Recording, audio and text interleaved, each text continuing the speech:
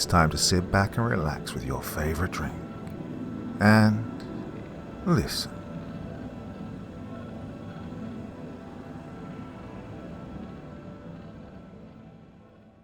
I went on a professional cryptid hunt. Part 1. February 14th, 2003. There's a bar in New York that I don't think anyone else can see but me. Well, they don't acknowledge it, at least. It's a small place, tucked in between the Panda Express and Blarney Stone on 8th Avenue, across the street from Madison Square Garden. Sometimes I don't even notice it, to be honest. If I'm not out looking for it, it'll slip right under my radar. Sometimes I feel like I'm looking right at it and it won't be there. I've always been an observant person. It comes as a perk of being quiet and introverted. So I'd been chalking it up to that, or the simple fact that it wasn't a popular place as to why, no one had noticed it. But I started to notice something odd. Despite the fact that no one ever went in or out of it, there was always a decent crowd. For the last few days, I've been getting lunch at the cafe across the street and watching it, just to make sure that nobody went in, and sure enough, no one did. So today, I'm going to figure out what's going on. I mean, I'm not exactly the adventurous type, but I do like to have answers. It's probably nothing. Maybe the owner's just an asshole and nobody wants to acknowledge the bar. Or maybe it's an invite-only deal. Well, I just might be crazy. But whatever the reason, I'm going to find it. And I'll post whatever happens here. For some backstory, my name's Charles Kelly. I work at a marketing agency around the corner from the pub, so I walk past it every day. And I've always been very observant. I just tend to notice things around me. Well, I'm not sure when I started noticing it exactly, but I know I never saw it open. I just started noticing it. It's a very little building. It's run down with a very dark colour tone. It wasn't decorated at all. Just a sign with one golden tooth on it hanging above the door. There are only 2 windows, one on either side of the door, but they're heavily tinted. And I could see through, but it wasn't easy without drawing stairs, so I didn't do that often. Like I said, though, whenever I did, it was busy. The windows were too dark to see anything more than dark shapes moving around, though.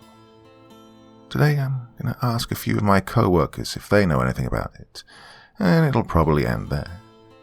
I guess I'll end up posting all this anyway, but just in case anyone else out there is wondering what's up with the Gold Tooth Bar on 8th Avenue. Alright. It's a little weird. No one's heard of it. Not even Jordan, the asshole, who had a thing to say about every restaurant in town. All 26,000 of them. Not the Golden Tooth, though. We looked in the phone book for a number to call. But there was nothing, and by that time our boss just wanted us to get back to work. There was nothing, not a trace of this place anywhere. On my way home, I walked past the bar again. I don't know, something about it just weirds me out. I feel like it's right there, and I walk to the end of the block and turn around and I can't see it. Is it a trick of the light or something? I don't know. Well, there's not many avenues for me to go down, aside from walking right in, but I'll keep this updated if anything happens.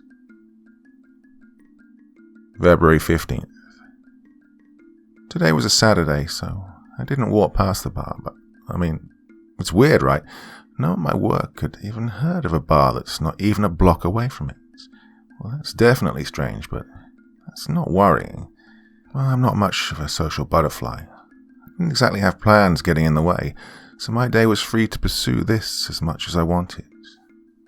I wasn't really sure where to start, but I didn't want to go straight to the bar. I don't think I'm quite ready for that yet. So I decided to do some research at the library. Well, there wasn't much to my trip because, once again, there was not a trace of the bar anywhere. Not the Golden Tooth. Not the gold tooth.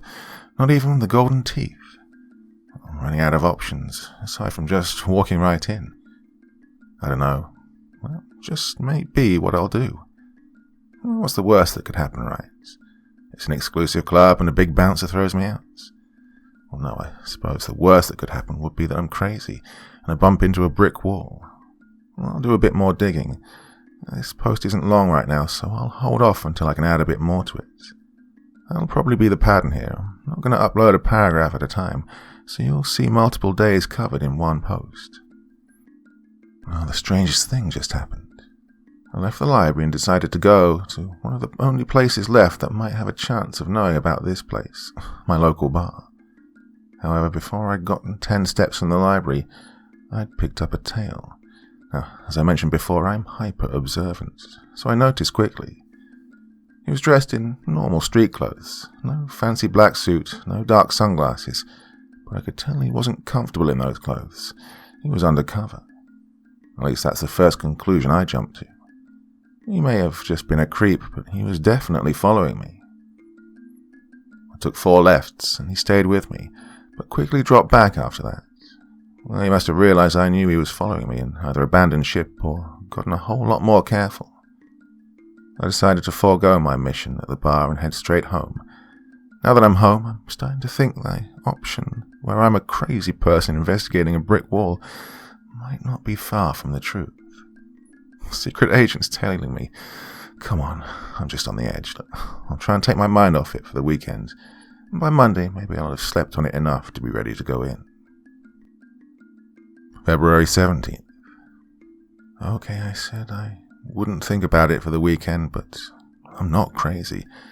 There's this cafe across the street from my apartment, and ever since I got home last night, there's been a man sitting on one of the chairs, staring up at my apartment window. I don't know what he wants from me or how he knows which apartment I live in, but he's barely moved. He gets up once in a while, goes into the cafe, and comes out with a coffee. Probably goes to the bathroom while he's in there. Well, that's what I've deduced. But he hasn't slept. He hasn't talked to anyone. He's simply been watching and waiting. It's been over 24 hours now, and he's still there. I mean, the cafe isn't even open. It's almost 2 a.m, but he's still there. When the place closed, I saw a waiter approach him, but he just waved him off and continued sitting there. It's a public bench. The police can't tell him to leave, can they? Even if they could, I sound crazy enough just listening to my own thoughts. I have no idea how crazy this would sound to the police. God, talk about crazy. I've slept a combined 3 hours this weekend. I have to work tomorrow. And if he was going to kill me, he would have done it by now. I'm going to bed. I'm at work now, but it was no mean feat getting here. I slept past my alarm this morning because, of course, the lack of sleep, and as I was dressing, I checked the window to see that the man was still there. He was. Realizing I had no choice but to walk past him, it was a stressful process, getting ready the rest of the way. Probably made me even more late. However, when I walked out onto the street, I stopped. The man was gone. There was nobody in any of the chairs, in fact. It was the first time I'd gone to see the guy up close, and he wasn't even there. Am I crazy? I don't know. Anyway, I saw the bar again this morning. I looked closer, and there was a lot of strange shapes moving around. It was dark, but they were moving, living things that didn't quite look human. Well, that's definitely one in the crazy column. I mean, what am I going to do at this point? Right. I'm going in after work. I'm going to do it. This is it. I'm either crazy or I'm not. Alright, I didn't go in. I'm back at my home now, but things have gotten so much worse. As soon as I got out of work, I noticed a man following me. I'm not sure if it's the same man from the cafe, but I have a feeling it was. Then I noticed another guy across the street on the bench. He was looking at me over a newspaper.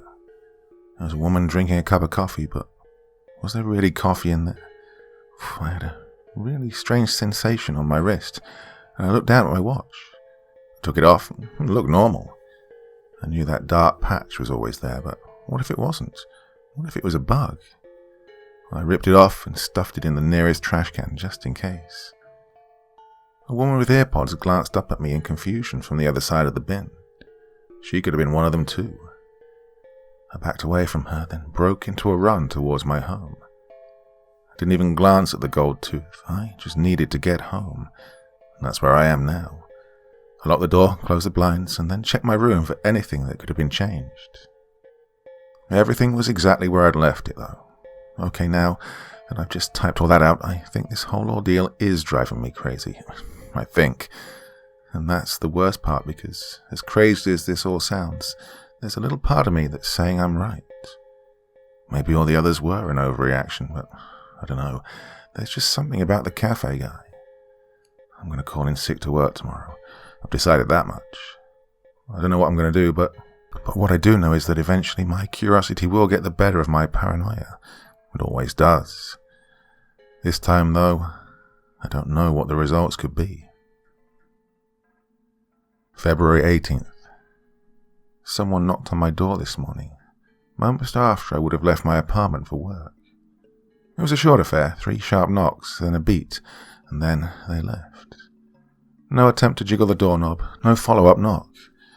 I was looking out the window at the time, making sure no one was watching me, and I jumped at the sudden noise, knocking over a potted plant I kept on the windowsill. I held my breath for a few moments, but there were no more noises. Then I scrambled over to the door and looked through the peephole, but there was no one to be seen. I immediately thought I must have imagined the knocks. It certainly wouldn't be the biggest hallucination I'd experienced, at least I hope so. You know what, let's just say all this is real. What is the Gold Tooth? Some kind of secret government organization? I suppose I have no proof that it is a bar, but it just looks like one. It could be a test facility. It could be some kind of surveillance outpost.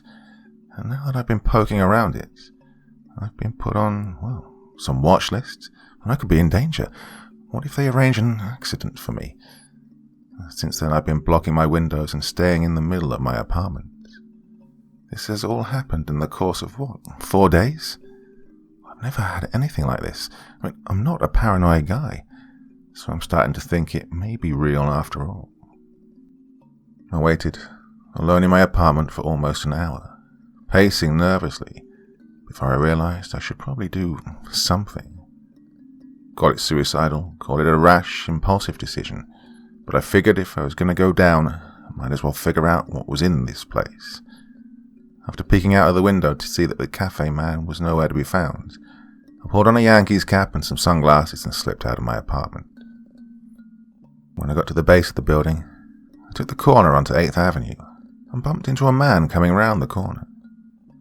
I moved to brush past him, but then I recognized him. It was the man that had been following me for the past 3 days. He didn't seem to be caught off guard. Instead, he seemed to wait for my move for the split second it took for me to decide it. I lowered my shoulder and rammed into him, knocking him to the ground, and broke out into a sprint towards the Gold Tooth. As onlookers moved to help the man up, I continued on.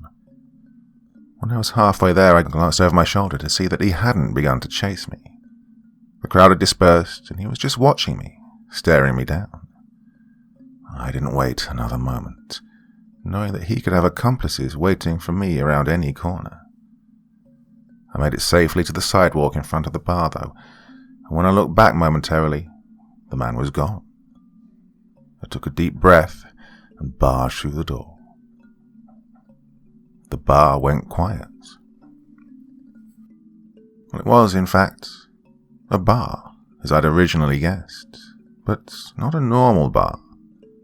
There were several tables scattered about, a few booths, and the bar, and in those seats sat the strangest arrangement of beings I'd ever seen.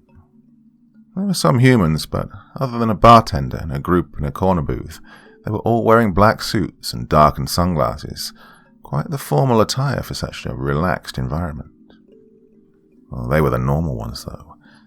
There was a wide variety of unearthly creatures sitting and seemingly eating, creatures that stories were whispered around the campfire about, creatures that were responsible for the bumps in the night. At the bar there were several tall, wiry creatures with skin so dark I'm not sure black would even describe it. They seemed to take in all the light from around them, making it difficult to see where their forms ended and the background began. Their eyes remained the only blemish, the pure white specks in the dark void of their heads. To their right was a scarecrow, like the one you'd see in a cornfield, except as I watched it, it slowly blinked its eyes and then gave me a smile. Next to the scarecrow, there was what looked like a normal man, well, normal except for the red eyes, but I could tell there was something off about him. He wasn't human. He was sitting with several smaller creatures that looked straight out of a biblical painting. They couldn't have been more than 4 feet tall, with little spiked tails waving around and wings jutting from their shoulders. They had grey-green skin and spiked teeth, and they smiled wickedly at me. There were all those and so many more that I saw, but I was brought out of a shocked moment of panic by a voice. "You're not supposed to be here." And then there was the click of a pistol, and I felt cold metal against my temple.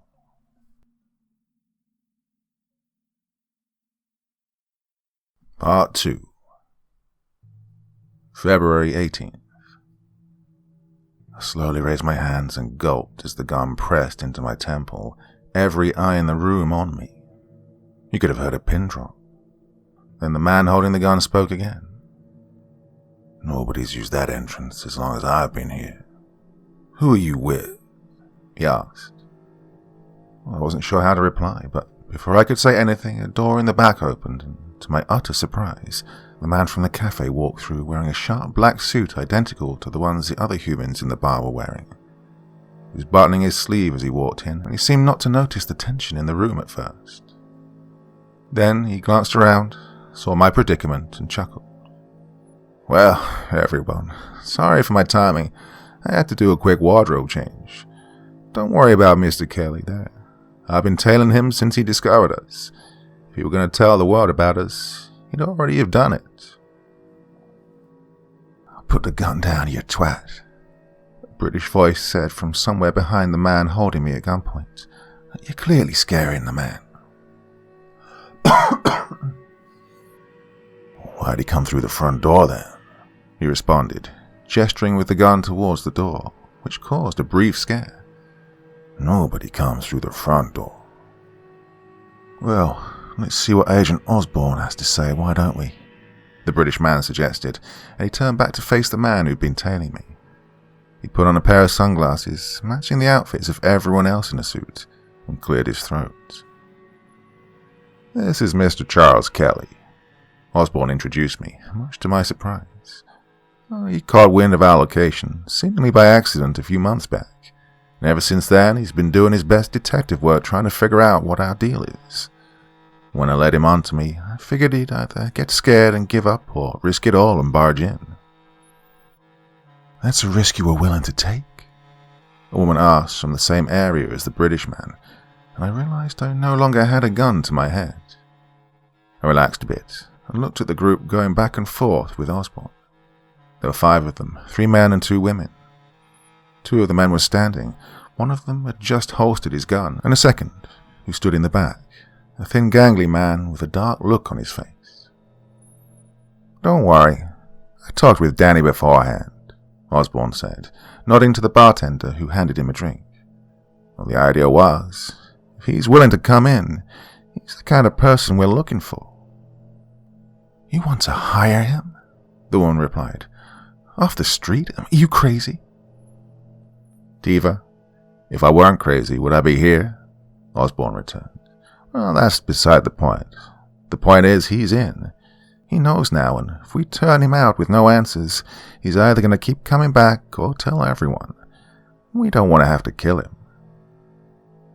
"You're going to kill me?" I exclaimed, and then realized my mistake. No, I'm sorry. Carry on." "Well, thank you." Osborne nodded curtly. "Well, I'm not terribly opposed to the idea," the British man said with a shrug, and his group looked at him in shock. "What? We've got that job over in South Dakota. I don't see the harm in taking him along, if only to preserve the prosperity of this establishment." "South Dakota?" I exclaimed. "I can't go to South Dakota." "Well, we could always take you out back and put a bullet in you," Osborne mused. "You're in this now, whether you like it or not." I sputtered for a moment and glanced around, but there was no help to be found in the eyes of the others. That's when I realized something. I'd gone too far, just as I'd feared, but it didn't mean I was going to get killed, captured, or tortured. It meant that I would survive as long as I could, that I was truly in. All eyes were on me, human and otherwise. I gulped. Their guns, their threats were well founded, and I had no choice. I held up my hands and said, "Fine, you win." Osborne smiled. "Excellent. I do hate killing when it's not necessary." He turned to the rest of the patrons and said, "Back to your drinks, everyone." The low hum of conversation returned, and Osborne approached me, putting his arm around my shoulder. "Well, now that you're part of the team, what do you say we sit down and get to know each other?" "Sure," I replied, nodding. I was beginning to warm up to this idea, especially when it was compared to a bullet in the brain, and I figured I might as well get to know the closest thing I had to a connection here. He gestured to sit in one of the booth seats and sat opposite me. I glanced around, taking a good look at the interior for the first time. Well, it was very nostalgic, with a rustic feel to it. Oak was predominantly featured as a material, and it was lit by candlelight from several chandeliers and a few wall-mounted candles. The bar was at the opposite end from where I'd come in, and there seemed to be an area cleared out in front of the bar, no tables or anything.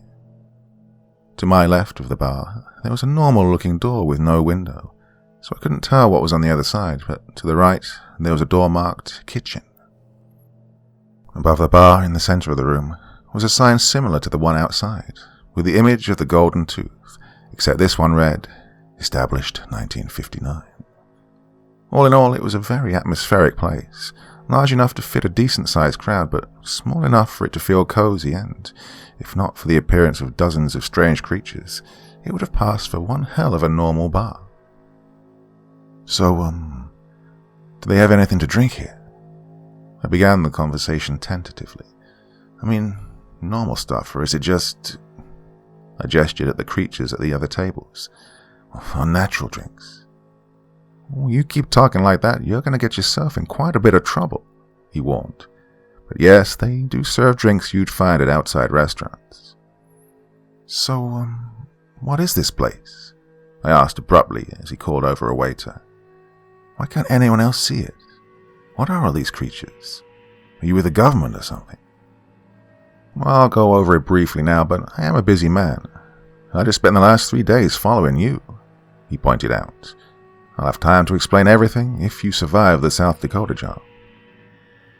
"Is there, a reason to believe I won't survive the job?"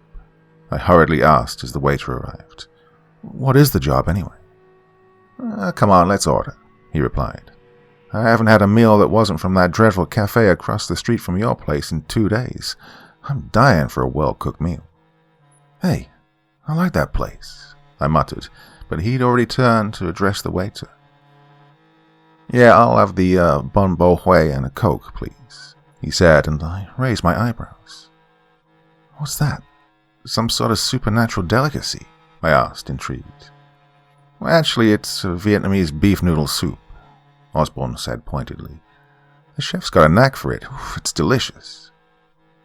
I chuckled, slightly embarrassed, and ordered the same. Then I turned back to Osborne. "All right, explain all this to me. Who are you?" "I'm Agent Russell Osborne. I work for the Supernatural Protection Agency, where I've worked for going on 11 years, he said. "It's fairly self-explanatory, as far as agencies go, so I'd say it's my turn for a question. You're taking this incredibly, almost suspiciously well. What's the deal with that?" "Am I suspicious?"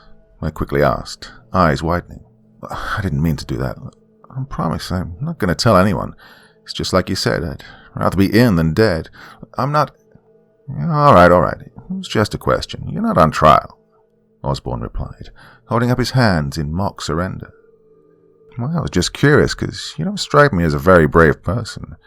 But with that reasoning, I suppose it makes sense." "I'm not a very brave person," I said indignantly. "Well, I'm no Bond, but I wouldn't say I'm not very brave."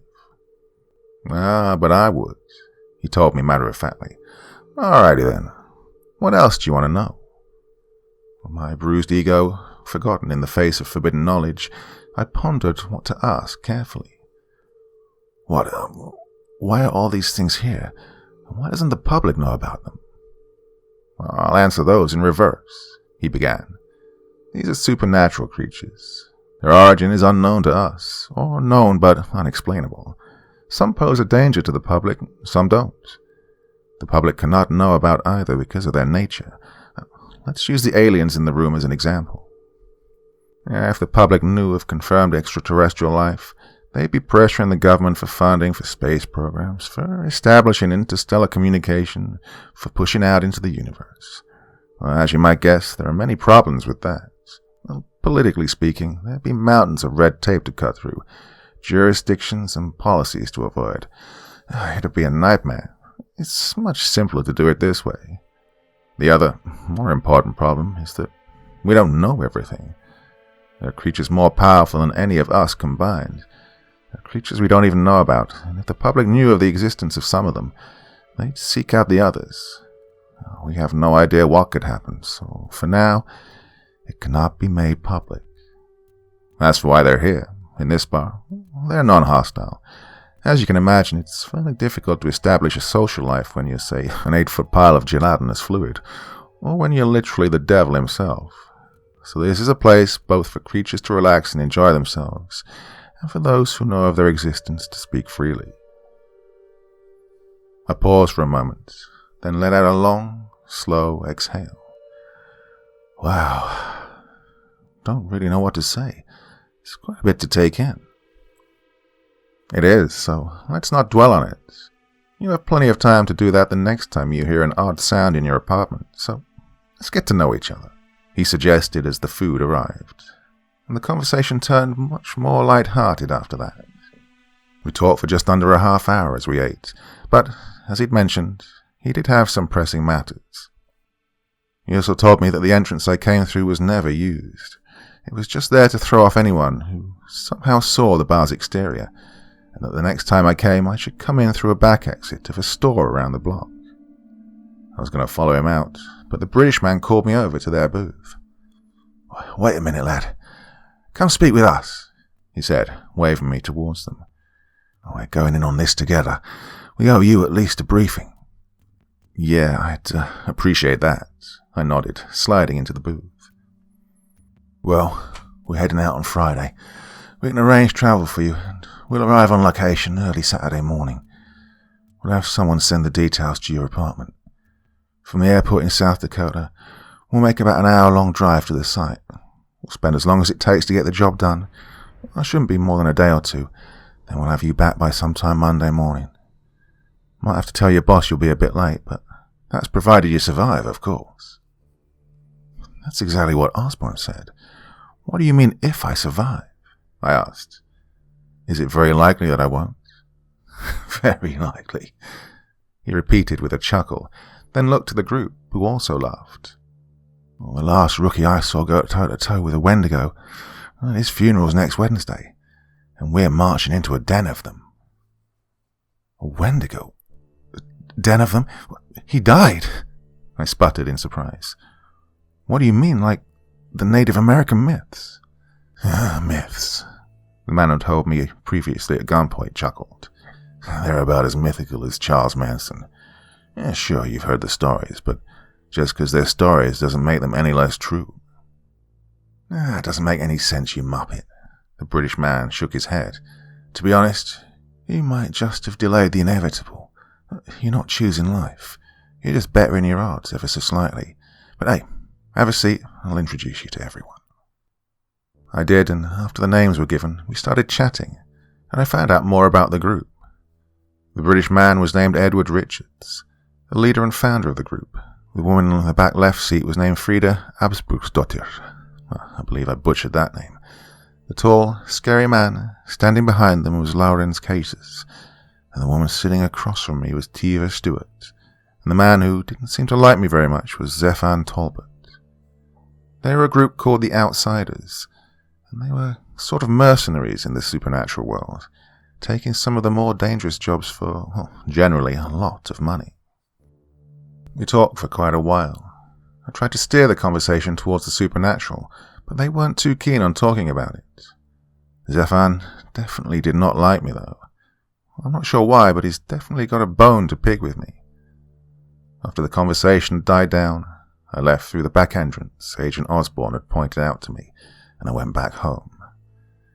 It was very strange going from a world of mystical, otherworldly creatures to one where the biggest worry was filing out your paperwork on time. I didn't have much time to appreciate it, though, as I was only 3 days away from an event that might potentially end my life. Well, I have a lot to think about and a lot of sleep to catch up on, so I'm going to rest for a while.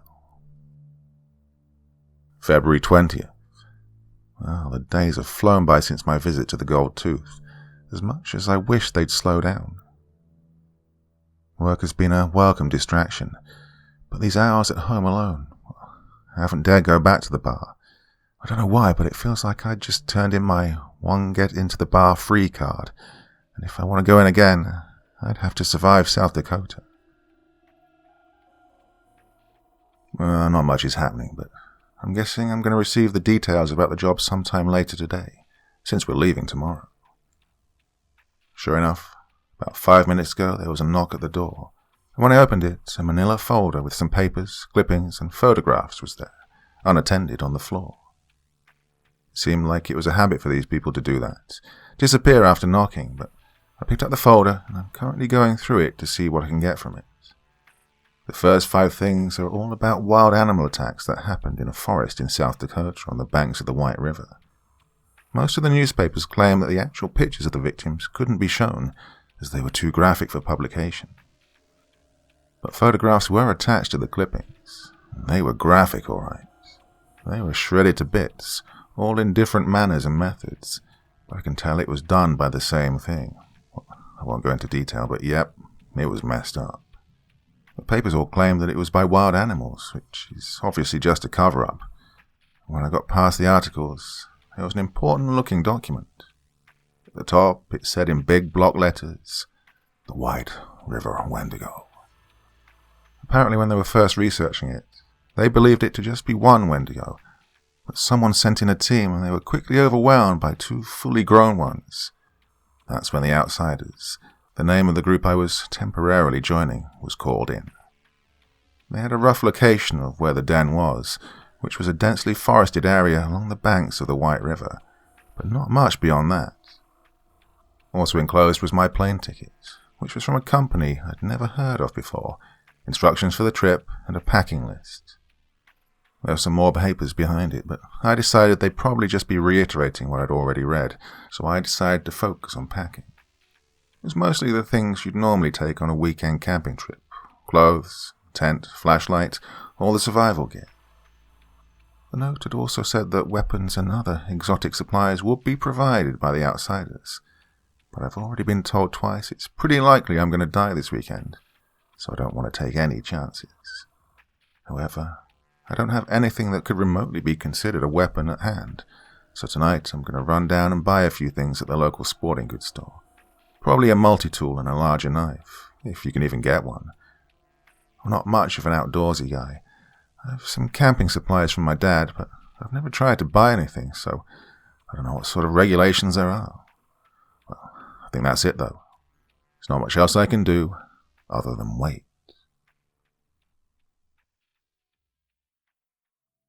Part 3. February 21st. Work felt like it went by in the blink of an eye today. I've had a mixture of apprehension and excitement towards this new experience, despite the warnings I'd received. I'd never do anything fun or exciting, and even though it was like going from a Nerf battle to Afghanistan, I couldn't help but feel alive. Ironic, I know. I walked home after work, adrenaline beginning to course through my body. When I got to my apartment, I couldn't sit still. I'd packed all my bags last night, so I went through everything and checked once more that it was all where it was supposed to be. It all was. I'm just watching now, since the instructions said to arrive at the airport at 8. I'm a little restless, and I know I probably should be at least a little scared. I'm guessing that'll kick in soon enough. This is just the most exciting thing I've ever done. In, well, my life, probably. I don't think I've even left the state before, and now I'm going halfway across the country with people that would kill me for saying the wrong thing. Well, okay, yeah, it's pretty scary. Man, I need to get out of my head. I'm going to go for a walk. I managed to pass the time, and at 7:30, I took my bags downstairs and called a cab. I gave them the directions, and now I'm waiting. I think I've settled on a sort of mellow excitement because this is definitely a scary experience, but at the same time it's novel and intriguing. I wonder what the airport will be like. I don't recall there being anything like that in the area. Or maybe it's hidden like the bar. Oh, this is absolutely crazy. The directions led to this private little airstrip where, at first glance, the only barricade between us and it was a little booth with a bar blocking the road. However, when we pulled up to it, the interior was incredibly high-tech. There was a wall of monitors all showing feeds from cameras set up across the compound, and there was an array of weapons on the back wall. I explained why I was here, and he said the cab driver couldn't go any further. He pointed me towards the hangar at the beginning of the runway, and I could just barely see a few shapes milling around. As I got closer, revealed to be a group. They were busy preparing the plane, which was quite the shock to me. I was expecting some sort of passenger plane, maybe even a private jet, but this was small. I doubt it could hold more than 10 people, so we were all comfortable, but barely so, especially with the gear strewn about the cabin. Diva's flying, so her and Zephan are in the cockpit, but the rest of us are just sitting in the cabin. It's been about 20 minutes, and Edward's telling us we should get some sleep, so I'll do that for the rest of the flights. Well, there's not much else to do. I mean, I brought a magazine, but no one else is doing anything, so I don't want to seem like the odd man out. I'll update again when I get the chance. February 22nd. Edward woke us up very early this morning and told us we were about 20 minutes out from the job site. Then he walked over to the back of the plane, pulled down a hanging screen, and a map of Cody Township, South Dakota appeared.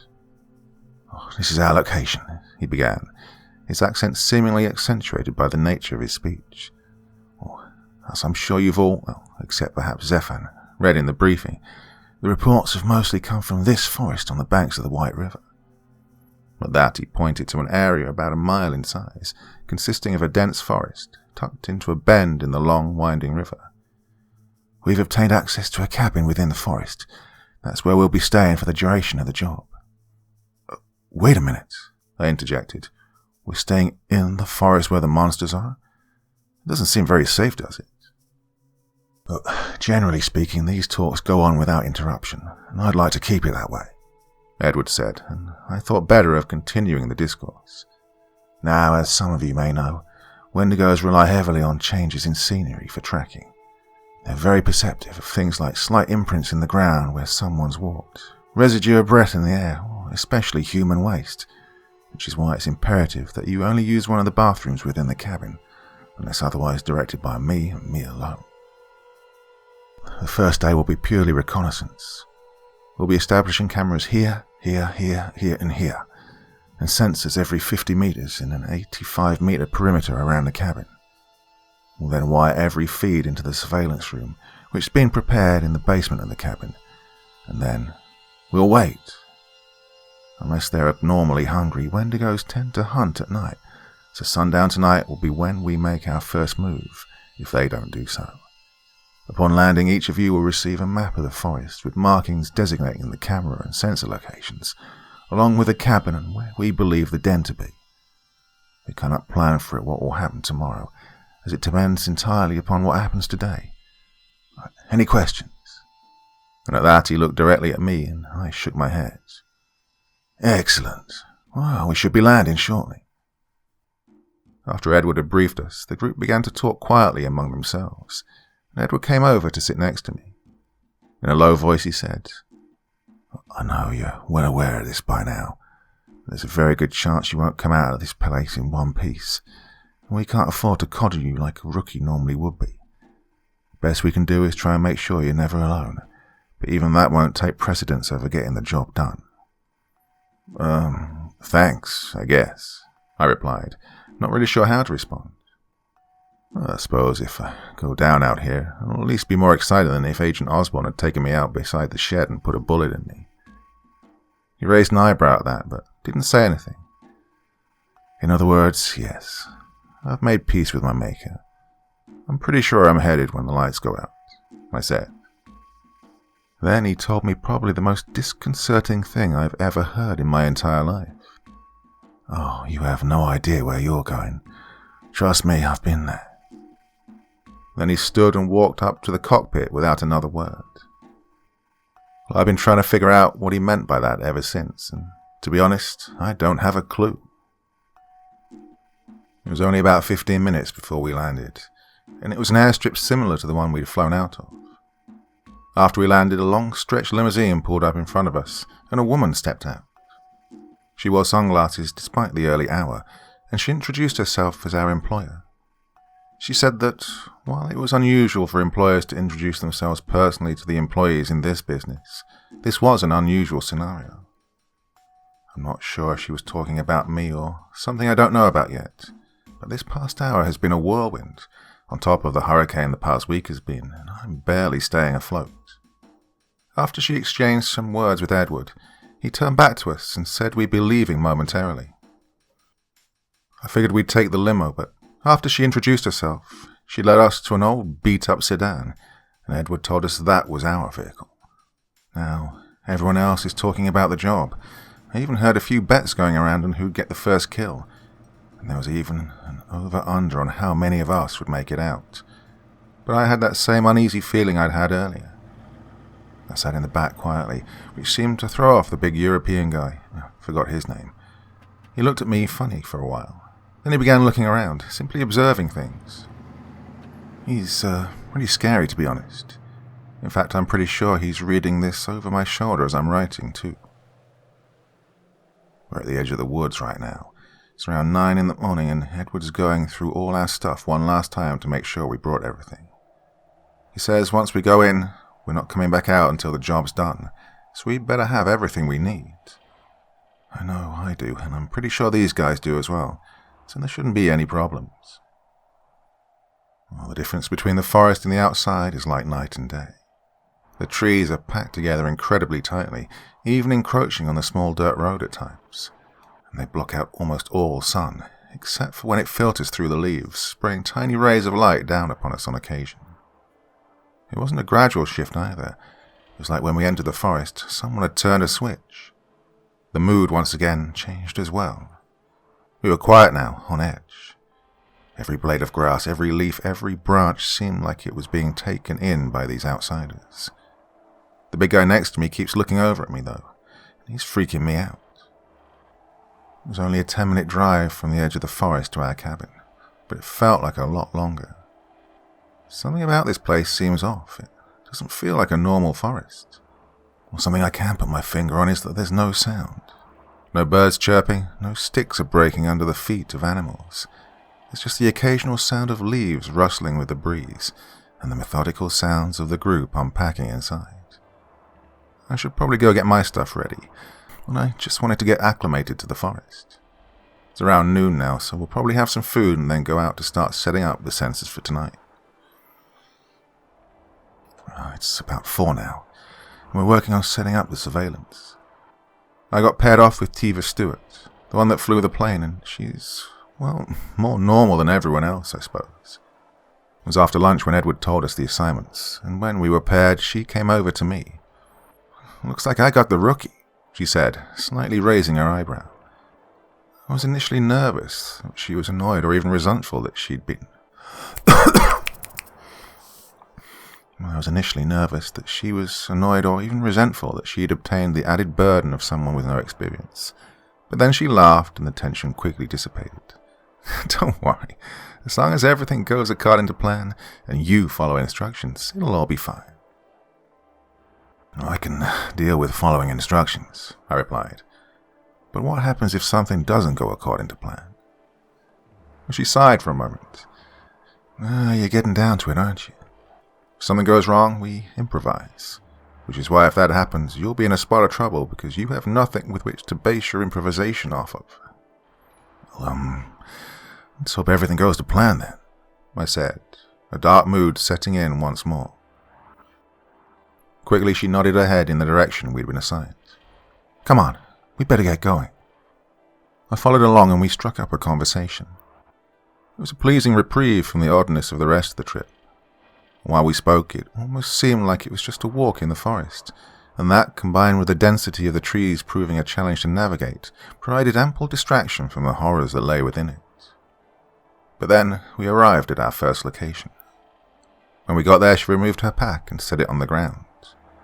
was like a crash landing to reality when she extracted the sensor and began inputting some predetermined information into the keypad. As she was affixing it to a tree, suddenly a loud, sharp screech sounded from somewhere behind us, causing me to jump. "Was that one of them?" I asked, suddenly on high alert. "Yeah, sure sounded like it," she replied. "I mean, a lot of cryptids have that call, but it makes the most sense that it was a Wendigo, considering we're here to hunt them." "I thought they were only awake at night. What are they doing up now?" I asked. "They only hunt at night," she corrected. "They tend not to sleep a lot." Well, it just keeps getting worse. I looked around, taking in our location, and especially making note of where the sound had come from. I judged it to be around a few hundred feet in the direction the sensor was facing, so I assumed it to be the den, or at least a commonly traversed spot by these creatures. "You ready to go?" Tiva asked as she hoisted the pack once more. "That's it. This is a quick task." Yeah, I mumbled, not paying her much attention. I was in survival mode. It was as if the call had awakened something primal in me, something left over from when we were bashing rocks together to make weapons. I've taken the time while Tiva's setting up the second sensor to write this, and I'm beginning to feel strange. The primal fear has heightened my senses and flooded me with a sense of invincibility, almost to the point where I anticipate the moment the creatures make their attack. It's an enjoyable feeling, if I were to be honest, and one that's entirely new to me. I notice everything. My reflexes are at their peak. The anticipation will likely fade by tonight, but I believe that I am ready. As we walked from the fourth to the final sensor, we came across a well-trodden path. The road we came in on was the only path marked on the map, so I'm not sure where this one came from, but I have an idea. There were hoof prints packing down the dirt, along with another set of prints I didn't recognize, so it could be a hunting path used by the creatures. The hoof prints could be something they hunt, and I assume the creatures themselves have made the ones I don't recognize. We're almost done now. Tiva's just finishing setting up the last sensor, and we're going to begin the walk home soon. The sun's beginning to set as well, so it's near perfect timing. When we were just about at the cabin, there was another screech. It sounded like it was from the same area as the last one, but it sounded different. Not the screech itself, it was certainly from the same creature, but the way it was delivered. It seemed angry, provoked even. Tiva and I met up back with the rest of the group in front of the cabin, and in some sort of odd finale to the wide array of emotions I'd seen throughout this trip, everyone had their own. Edward was anticipating the hunt. Tiva was in a contemplative mood, presumably thinking of the possible outcomes. Frida was checking all her weapons yet again. Lorenz, yes, I've finally learned the large European's name, was standing silently, glaring at everything he looked at. And Zephan seemed to not know a mission was about to happen, as he threw small stones in the general direction of an upstairs window until Edward told him to stop. I'm still pretty sure he doesn't like me, and I'm still not sure why. I'll have to give it more thought later, though, as it's getting quite dark out now, and Edward's just told me to go inside. Alright, it's 8 o'clock now. It looks like it's going to be quite the boring night. The others have been going out on patrol sporadically, but they haven't run into any creatures. Well, since Edward claims that he can't afford to have me wasting his time, he put me in charge of watching the sensors and monitors, and there's been absolutely nothing. It's been about 2 hours of this now, and boredom honestly poses the greatest danger to me as is. 9 o'clock, still nothing. 10 o'clock has come and gone, and we have yet to encounter anything mildly spooky. Well, it's 10:22 now. Lorenz just radioed in that he spotted one of them in his scope. Minutes later, I had 3 readings on the sensors. I told Edward about it, and he quickly went to rouse Zephan and Tiva, who had been sleeping during Lorenz and Frida's shift. On their way out, he told me they'd take care of the creatures, then they'd be right back, and to watch them on the monitors if I got worried. Well, I'm not terribly worried about them. They probably know what they're doing, but 3 readings on the sensors. Lorenz wasn't patrolling within the range of the sensors. There were 4 creatures out there, and we'd only accounted for 3. Now, these aren't just heat sensors or something that could be tripped by anything with a beating heart. Edward explained that they were established to track some sort of energy native to these creatures. If there's 3 blips on the radar, it's safe to assume that there's 3 things with the capability of doing some very bad things out there. And to be honest, one more than expected probably isn't the worst thing in the world. But if there's 4, then why not 5? Why not 15? Why not an army? Oh, they could be walking straight into a death trap. I have to do something.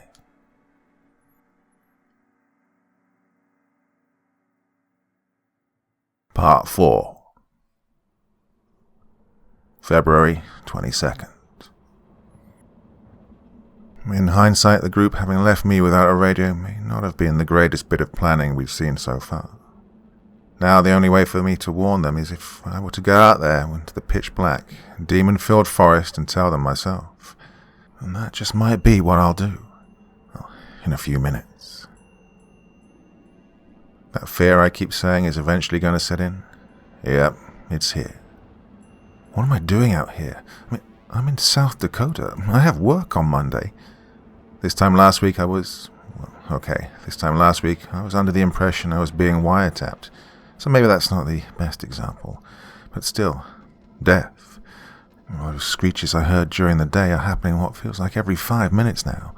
And to make matters worse, the one camera we have that's showing right outside the cabin just went out. And I'm pretty sure that right before it did, I saw something blue and hazy approaching the lens. And that's when I realized something. I was alone. There was no one that was coming to help me. In fact, if I died here, no one may ever find my body. I don't know why that came to mind, but it's a thought that echoed through my mind as I paced back and forth in the surveillance room. I was beginning to form a plan, though. There was something outside, I didn't know what, and there were things deeper in the forest that I believed I knew something about. The Wendigos could be killed with regular weapons, but if there were other creatures out there, there's no telling how I could deal with them. The only way I could find out was by warning the others, and the time for that may be running out. I made up my mind. I was going out there. I would either reach the others or die trying. They'd left me a pistol, and I walked over to the table where I'd left it and picked it up. I'd never fired a gun before, not even in preparation for the mission. But if I would ever do it, this was as good a time as any to get started. I quickly ran to the back wall, where the leftover supplies were. I strapped a holster around my waist and jammed the pistol in. Then I quietly climbed up the stairs and entered the dark main floor of the cabin. As I slipped out of the basement door, sliding it closed behind me, I tried in vain to slow my heart rate, but my breath only quickened as I crept through the darkened room to the front door. I had my hand on the knob and was about to turn it, when the temperature of the metal began to drop. I quickly let go, fearing my warm hands would stick to it, and then paused. I slowly knelt down and peered through the keyhole to see. "What the hell?" I murmured, looking closer. It was the same hazy blue mist that I'd glimpsed before. The camera had gone out, and it was hovering outside of the door. There was about 4 feet of it, hovering a foot above the ground, and glowing a dull blue light with an odd calmness. There was a moment when nothing happened. It stayed still, simply existing. Maybe, I thought to myself, there's nothing to fear. Maybe it's a friendly creature here to help me. I stood clearing my throat to attempt to make contact with it, but then, in a great rush of blue light, the mist poured through the keyhole, making a beeline for my chest. I was standing too close to the door. I had no time to react, and it rushed out of the keyhole and into my body.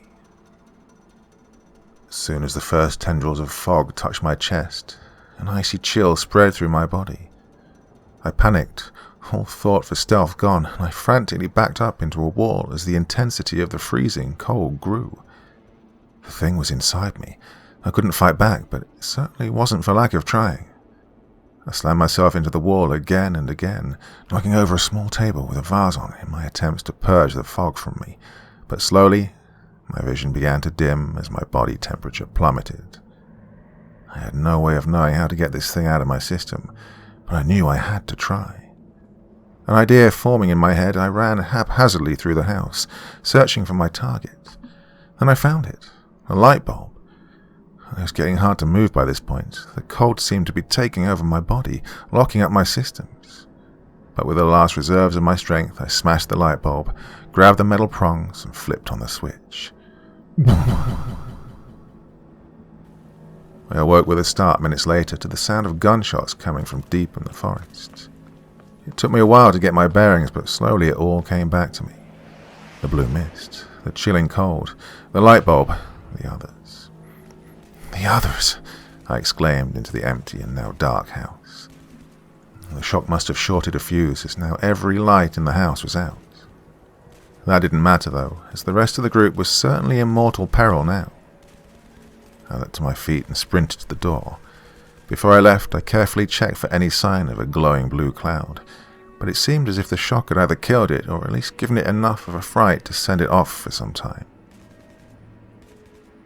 I checked the pistol one last time, took a deep breath and opened the door, stepping out into the pitch-black night.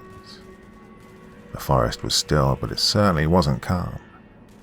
Other than the occasional pops of gunfire, it was deathly silent, on edge even. I didn't want to run, justifying it with the fact that if I were to trip over an unseen branch, that would prevent anybody from getting help. But it was more to allow me to make less noise, in theory attracting less attention. But all it did was delay the inevitable, for before long the sounds of gunshots grew louder, and I was there. It was the most chaotic scene I'd observed to that point. From where I crouched in the bushes, I could see Frida sprinting from my left to right, glancing frantically over her shoulder. Edward, facing opposite me, operating some gadget I didn't recognize. Lawrence, hanging out of a tree with one hand, his sniper on the ground, a slim crack running down the barrel. Tiva taking cover behind a tree, shouting into a walkie-talkie, and Zephon was nowhere to be found. However, one thing I couldn't see was whatever they were fighting. I hadn't bothered to check the sensors before I left, due to both my hurriedness and an assumption that my shock had knocked out the power, so I hadn't a clue where any of them could be, the fog or the Wendigos. So I stepped out from the bushes, waving my arms. Guys, there's a problem," I shouted over the gunfire. "Something else is out here. It's not just Wendigos." "What are you talking about?" Edward asked, sprinting over to me when he found me in the darkness. "What were you thinking leaving the cabin? It's incredibly dangerous out here." "Listen, it's not just Wendigos out here. There's something else," I told him frantically. "There was this glowing blue fog outside the cabin, and I'd seen an extra entity on the radar, so when I ran out of the house to try and warn you, it... Oh, glowing blue fog. That's not good at all," he interrupted, running a hand through his hair. Then he took out his radio and spoke into it. "Zephon, get back here now." There was no response. "Zephon, get back to Area 3, he repeated. But again, there was nothing. "Where is he?" I asked. "We sent him to the den. The 2 adults are here with us. He would have been able to take 1 child alone," he replied. "You were going to kill a child?" I asked. "Doesn't that seem a little immoral to you?" "We don't get paid to be moral," Edward told me. "Now, if there are Venonuk here, I'm going to need some equipment from the cabin. Find Zephon, give him any aid he requires, and survive until I get back." I nodded, and he sprinted off towards the cabin. I turned back to the fray, and as soon as I did so, a hulking figure emerged from the forest. Standing nearly 7 feet tall, the Wendigo completely blew away my expectations. It added about a foot to that total with its jagged antlers that protruded from the skull of what looked to be a buck. Its chest and back were covered in fur, and its legs stretched down into hooves. Sharp claws gleamed in the moonlight at the end of its long arms, and it paused for a moment before leaping into the air, slicing Lauren's rifle in two like a hot knife through butter. As it looked up at the man who was still struggling to regain his footing on the branch, it let out an unearthly howl, different still from the other 2 I'd heard. It was about to pounce when suddenly a flash of movement caught its eye. Frida's gun had jammed, so she tossed it aside and pulled out her sidearm, preparing to fire on it. However, before she could, it leapt with astounding speed towards her, halving the distance between them in a single jump. I fumbled with my hip holster, drawing my gun with shaking hands as she tried in vain to shoot the quick-footed creature. I lined up the sights, but there was no time to hone it in for sure, so I had to pull the trigger. Well, it was much louder in my hands than it had been listening from the cabin. It startled me so much that I reflexively dropped the pistol, but when I recovered my bearings, it seems like I had hit my target. The Wendigo lay on its side on the ground, mere feet away from Frida, who was now waving at me. As my hearing returned and the ringing in my ears died down, I began to hear her say, Go, find Zephan, we'll hold them off." I nodded, gingerly picking up the pistol, and ran off into the woods. I was making my way towards the path Tiva and I had found earlier that day, knowing that it had to lead to the den, where Zephan was most likely going through what I'd been through when the fog had entered my body. Running on pure adrenaline, I covered the ground in record time, arriving at the mouth of a cave jutting out of the grassy ground. I couldn't see more than a foot into it, and before I went in, I ran over to where we'd placed a sensor earlier that day and tore it out of the ground. As I made my way back to the cave, I stripped it apart until I found the small batteries, then ripped them out of their compartment. They were smaller than I'd expected, but they might just do the trick. Once inside the cave, I slowed my pace, fearing a rock outcropping or a sudden drop in the ceiling. But luckily, moments after entering, I heard a weak cough. "Zephan," I exclaimed, searching for the source of the noise. "Where are you?" Another cough was my only response, but it was closer, and I was able to locate him. I knelt down by the side of the dark figure and felt his arm. It was ice cold. Fearing that I might already be too late, I pried open his mouth and touched the batteries to his tongue. Instantly his body began to convulse, and I nearly lost all control of one of the circular batteries, but I managed to grab a hold of it and pull it out of his mouth. And then, two things happened simultaneously. Zephan sat bolt upright with a shout, sending me scrambling backwards. I'm lucky I had that reaction, because the second thing was a cloud of blue fog rushing out of his chest like a gust of wind, zipping past where I'd been moments ago and hitting the wall, causing it to spread out like a puff of smoke. Zephan, conscious once more, was incredibly confused. He glanced quickly around the cave, saying, What's going on? Where am I? God, it's cold in here." "Zephan, it's me," I panted, climbing to my feet, my energy all but depleted. "Come on, it's not safe here." "I don't know. I rather like the interior design. I think we should stay," he replied sarcastically. "Give me a hand, Sherlock. I can't feel my legs. What did you do to me? I haven't been this sore since the sexy bumblebee at the 92 San Diego State Halloween party turned out to be dating Marshall Falk." I paused for a moment in utter confusion, then decided it was better for the both of us to let the details of that story remain in the past. "I'm glad to see the shock didn't diminish your bright and cheery personality. You were being killed by, that." I gestured to the glowing blue cloud as I knelt down to help him up. "So I zapped you back to reality with a few batteries." "Batteries?" he exclaimed. "Oh, you didn't take them out of the sensor, did you?" "Yeah. Why?" I asked. "Oh, those aren't normal batteries.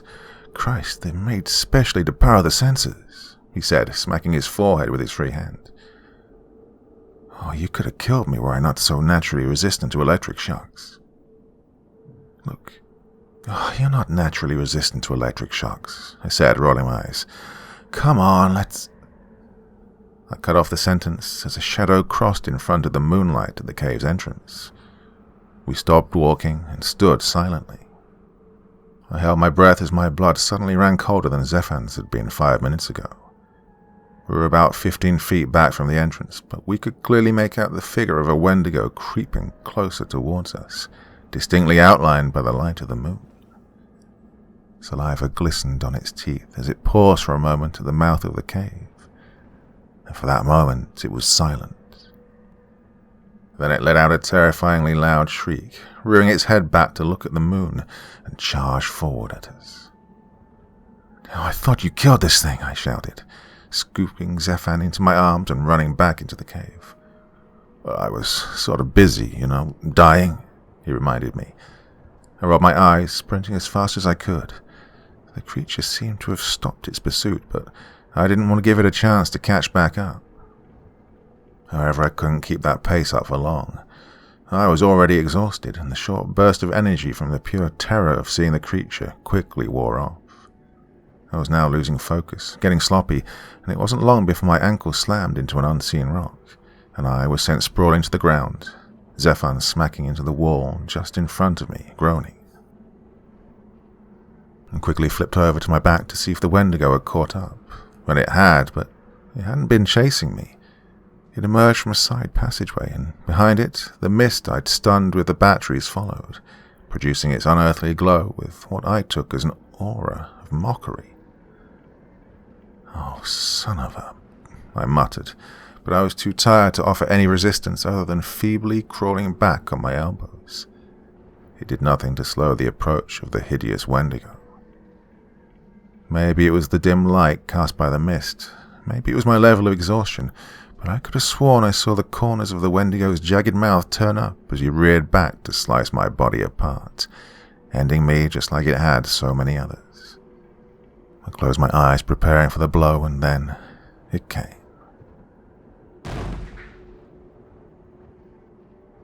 It was strange. I didn't feel any pain as the claws tore through me. I felt them hit me. I heard a ringing in my ears, and I saw the famed light at the end of the tunnel, but the pain never... "You idiot. That makes twice tonight you've almost got me killed," Zephan shouted from the end of the cave. "You're buying next time we're at the tooth." "What?" I groaned, still staring into the light. "What happened?" Then the light drew nearer, and it spoke in a familiar British accent. "Blimey, you damn near got yourself and Zephan killed. You're lucky we got here in time, otherwise you'd be dinner." I saw then that it was Edward, carrying a flashlight and a gun. I sighed, closing my eyes, and rolled the dead Wendigo off of me. As I slowly regained my senses, I made out Tiva in the background. She was holding what looked like a vacuum cleaner, and she was switching it off.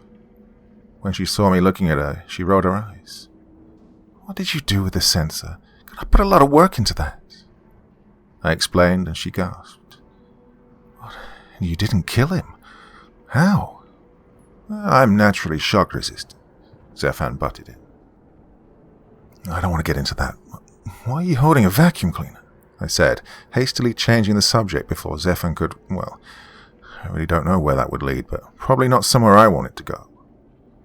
"Oh, Edward actually rigged this up," she said, gesturing to him. "We have equipment specifically for dealing with Venonuk, but we didn't think we'd need them, as we had no reason to, so I had to improvise," he said. "Since the equipment's basically just a high-powered vacuum cleaner, that's what I made. Fiddled around with the wiring, just using some very technical electrical terms, but, to simplify, I hooked it up to a car battery and adjusted the current so that it would, as the Americans say, empty the tank." I was trying to focus on what he was saying. The last reserves of my energy finally gave out, and I laid my head down on the rock. "I don't suppose there's any chance anyone's going to carry me back." Edward nodded at Lawrence and said, "Yeah, Lawrence will take you two back. Rest up, you've earned it. We'll take care of the rest of them." I finally let my fatigue take over, and I was washed away into the tides of sleep. The next thing I remember, I was on the couch in the cabin.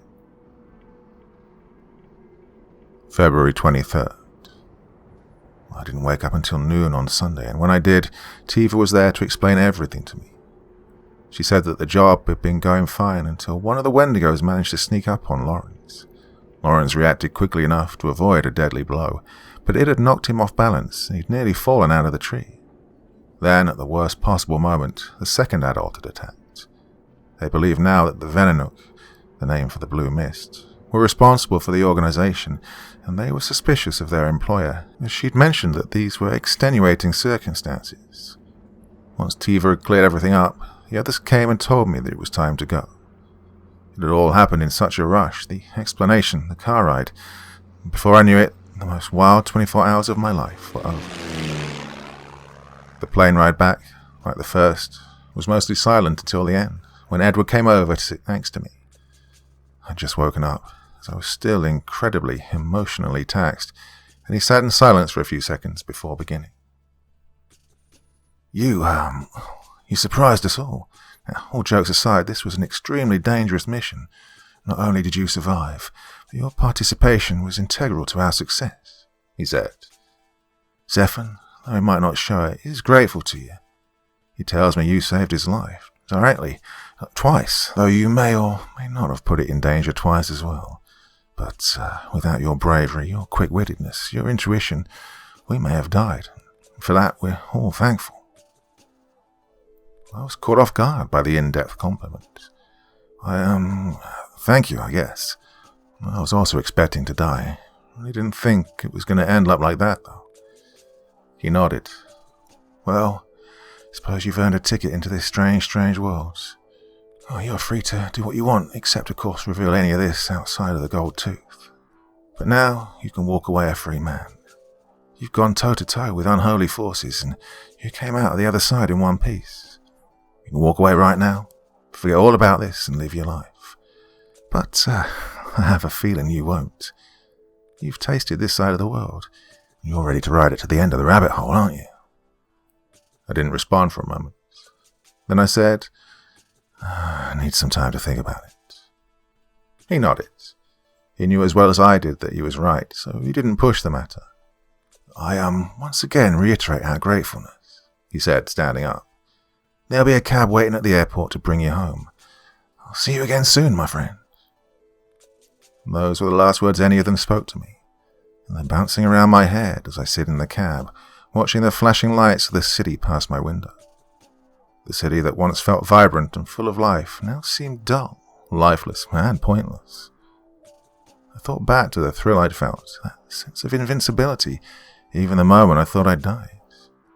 It was unlike anything I'd ever felt, and, well, I wanted more.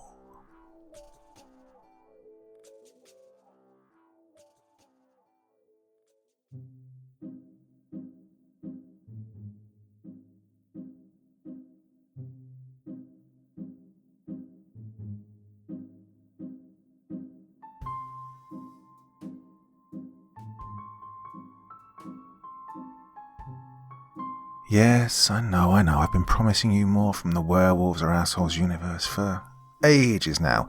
Well, the truth is I'm on it. It's almost finished recording, but couldn't quite get it done in time for today. And I had this fantastic, phenomenal 4-part story almost done and dusted, so just had time enough to finish this one off today. And I think you'll agree, this is a pretty good choice too. Really enjoyed that one, and it seems like, even though it's a self-contained story, it does kind of lend itself a continuation with a second saga, and who knows what after that. Hope this one keeps going. Really enjoyed that a lot. So, good start of the week. Any requests for Wednesday? Let me know. I am thinking of 1 or 2 things. So, well, I always like your input anyway. Sometimes it's just really difficult to decide what to do. I could spend an hour, easy, trying to decide what story to read to you all. So, anything you really want, please let me know. It really does help me sometimes. Well, enough for one evening. Wishing you all a wonderful, wonderful week. Back again very soon. So until the next time, sweet dreams and bye-bye.